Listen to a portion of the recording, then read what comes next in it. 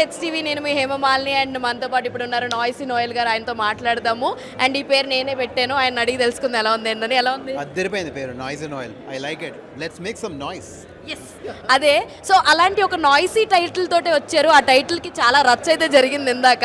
But ఆ title ఏంటనేది నేను చెప్పడం కన్నా ఆయన చెప్తే ఇంకా బాగుంటుందని నాకు అనిపించింది. బహిర్భూమి.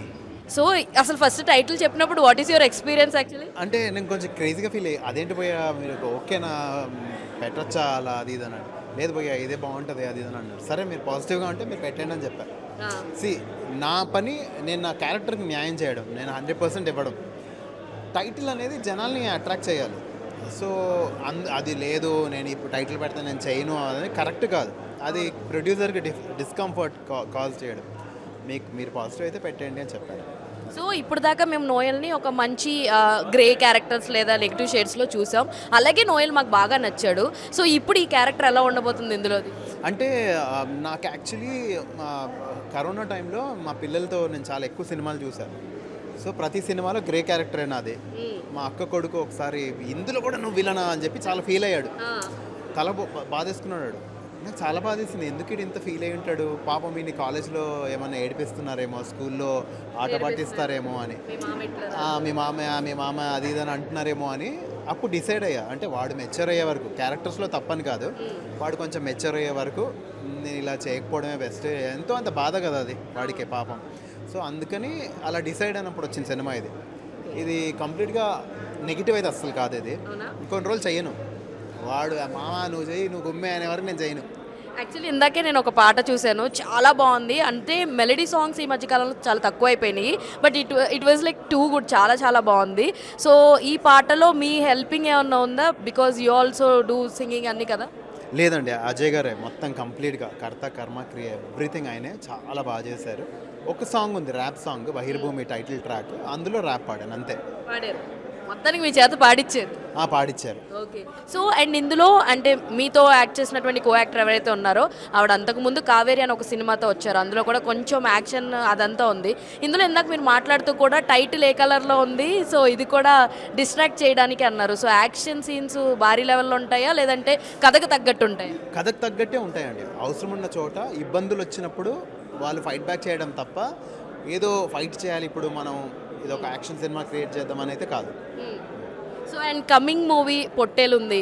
సో పొట్టేల్లో యాక్చువల్లీ మార్నింగే మీ ప్రెస్ మీట్ కన్నా ముందు అజయ్ గారిని కలవడం జరిగింది. సో ఆయనతో మాట్లాడితే పొట్టేలు గురించి ఒక సందర్భం వచ్చింది.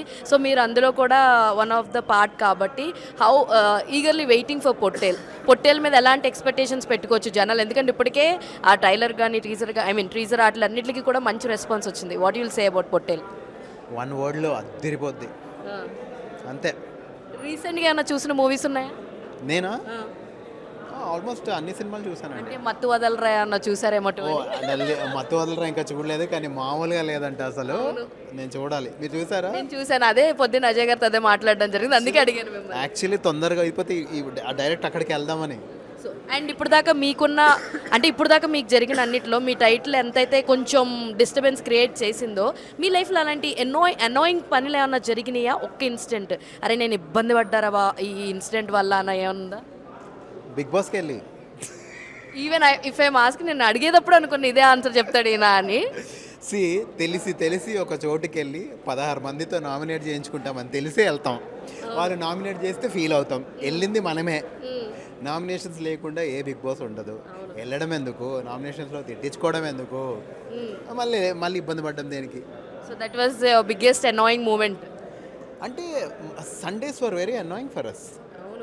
వెరీ ఒకళ్ళు వచ్చి మనల్ని తిడుతుంటే అట్లనే ఉంటుంది. పప్పు తిన్నావు, ఉప్పు తక్కువ వేసావు, నువ్వు నన్ను లాగావు, నన్ను గిల్లావు, ఇవి మనం చిన్నప్పుడు చెప్పినా నోర్మస్కో అంటాం, అవునా కదా? అలాంటిది అక్కడికి వెళ్ళి అవన్నీ పడతాం. అది కూడా పెద్దగా పెరిగిన వాళ్ళందరూ అంటుంటారు అవన్నీ. సో లాస్ట్ క్వశ్చన్, ఇండస్ట్రీలో మీకున్న ఫ్రెండ్స్లో ద మోస్ట్ బెస్ట్ ఫ్రెండ్, దీనికి నాకు అన్నీ తెలుసు, ఆర్ వీడికి నా గురించి అన్నీ తెలుసు అన్న వాళ్ళు ఎవరు? చాలామంది ఉన్నారండి అలా. బట్ వితిక, హారిక, నవీన్, సుభాష్ మాస్టర్, సుదర్శన్, అలా చాలామంది, ఒక లిస్ట్ ఉంటుంది, పెద్ద లిస్టే ఉంటుంది. కానీ చాలా ఎక్కువ అంటే టైం స్పెండ్ చేసి వర్క్ చేసిన వాళ్ళలో వితిక అండ్ హారికకి అయితే చాలా తెలుసు. బికాజ్ కరోనా దగ్గర నుంచి తన యూట్యూబ్ ఛానల్ కానీ and Harika Bigg Boss journey కానీ వీ స్టార్టెడ్ టుగెదర్ కాబట్టి very very close. In fact everyday మాట్లాడే relationship. Yeah. And upcoming projects ఏమున్నాయి అండ్ ఐ మీన్ మ్యూజికల్గా ఏమన్నా మా ముందుకు రాబోతున్నారా? ఎందుకంటే ఓన్లీ యాక్టింగ్ తోటే కనబడుతున్నారు. వెరీ వెరీ సూన్ అండి. ఎందుకంటే నేను చాలా రోజులు గ్యాప్ వచ్చింది కదా, చేస్తే మంచి చేద్దామని కొంచెం ఓవర్ ఎక్స్పెక్టేషన్స్తో చేయడం మానేసాను నేను. ఏదో ఒకటి చేయాలి కదా, ముందు జనాలకి వెళ్ళాలి కదా. సో అది నేను చేయాలి. I have to do it. Yeah. All the very best. Thank you అండి. Thank you so much and thank you Hema. Thank you guys.